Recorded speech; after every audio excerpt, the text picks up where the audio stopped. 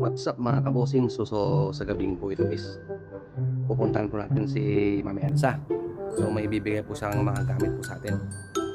So nagpaalam naman po tayo is nakalabas naman po tayo ngayong gabi. Pwede na! Tapos mag-ikot-ikot na rin tayo sa labas. Titingin tayo ng mga pwede pang kunin. Kasi marami dito sa amin eh.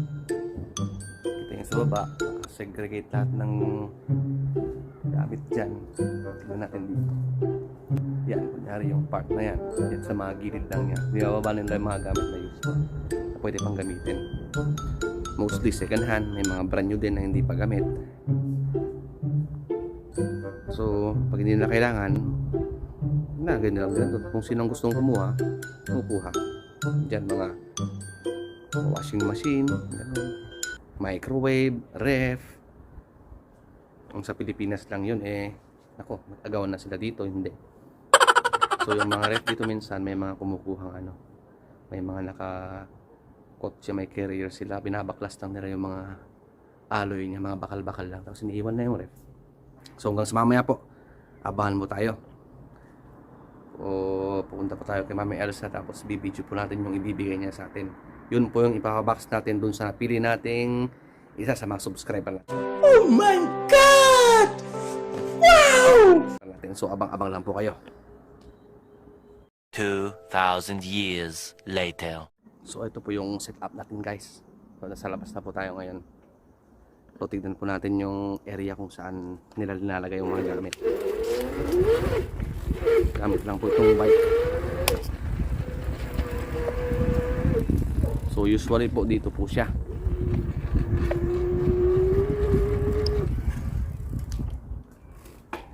Ano ba ito mga ito? Madilim kasi eh. So ito po siya. Yan, nagamit po. Iniiwan lang na dito mga baso, kung ano-ano dito lang siya sa gilid. Tapos dito sa top nito, ito naman yung mga bottle. Ayan, mga bottle. Ito naman mga papel. So usually nasa taas nila dito nilalagay yung mga gamit. Tapos kaya nasa gilid.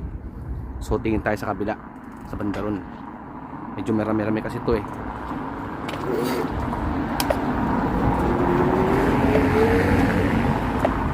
Ayaw pa naman tong bike ko. Naulan lang kasi.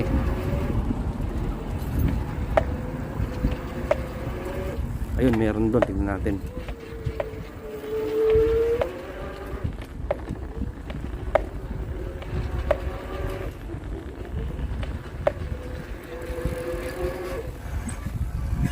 So dito mga gamit ito. Anong klase ito? Tingnan natin kung may laman.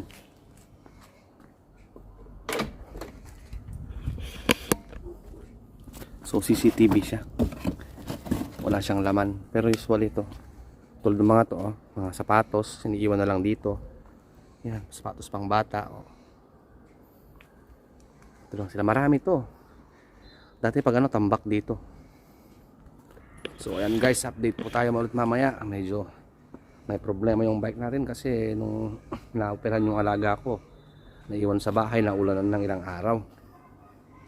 So hindi ko alam kung anong problema niya, kung baterya ba o yung main niya kasi ayaw nang gumana eh, humihinto-hinto. So electric po siya yan. Sayang naman, ang mahal kasi magpagawa dito. Mga kable-kable lang, abot ka na lang 100 mahigit, ganun. Tapos itong power source niya nasa 400 na. So parang 6,000 pesos na. Mahal. Grabe, sobrang mahal. No-choice tayo kung kailangan natin ng service. So, may bike tayo. So, update ko lang po ka mamaya kasi mahirap mong hawakan tong tripod na minamanyan ko tong bike kasi hindi siya ganun gumagana. Buti sana kung okay siya. Pero guys, An eternity later. yan guys, tignan natin yung dito malapit sa flat natin.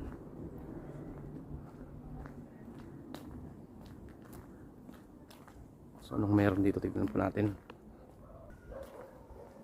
Yan, on the way na daw si ate. Iba kasi nauna na eh.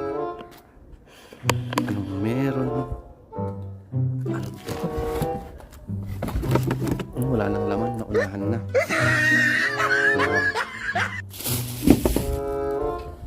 mga damit. Damit panlamig. Naunahan tayo kaninang hapon, dami dito eh. So dito lang po yan, lalagay lang po nila dito. Yan. Yan sa baba, yung sa gilid, sa taas. So malinis naman po siya kasi ito sa plastic eh. Mga plastic bottle. Yung isa naman mga papel lang. So yan, mga karton dito lang sila. So yan guys, na ano tayo? Naunahan tayo.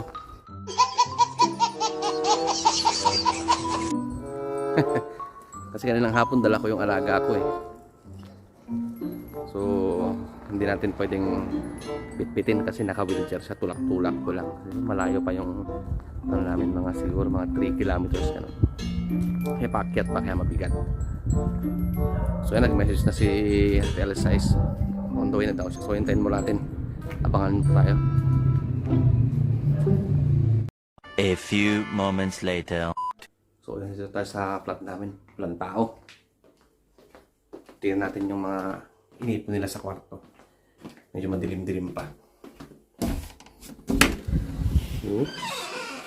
Ang dilim. Sa ating ilaw, ayan. So ito po yung aming kwarto rito. Tapos ito yung mga naipon nilang. So nandito na sila. Actually yung ibang gamit ko ito na eh. Ito, yan, nakarin yan. So dito kami nag-iipon. Tapos dito namin siya pinapabox.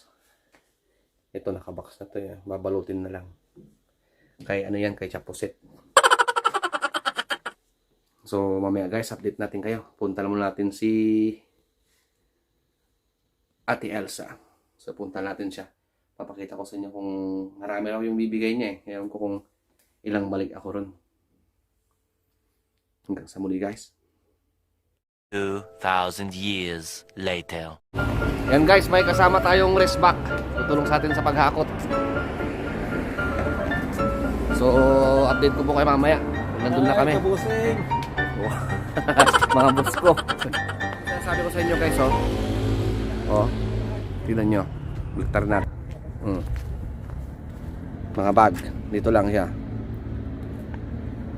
Pambata. So, doon na yung dalawang kasama ko.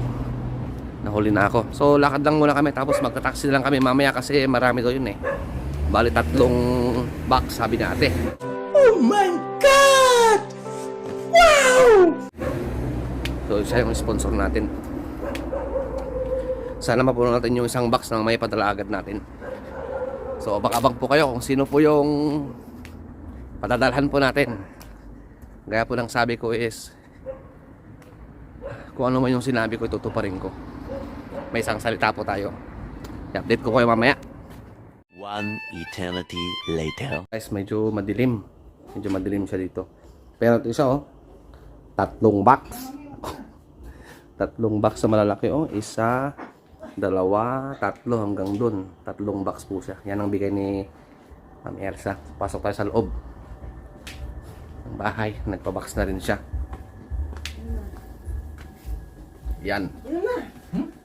Jing! Yan si Mami ang sponsor natin. Si Mami Elsa. lang kami. Ito, si Dunya. Oo. Doon dyan sa bahay. Tingnan mo. Hindi ah! Ito ang busing oh. Ito ang busing namin. Ito ang Dunya. Ayan. Ito, big time. Big time. So, Lagay mo na. maghakot po muna kami.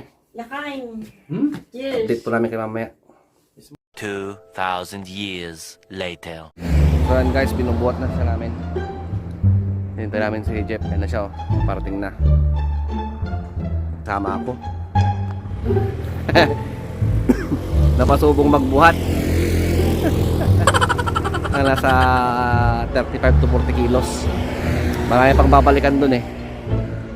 Doon pa kami sa baba. Layo-layo pa eh. Tigi-tigisa kami. Baba naman, hindi naman taas. Oo.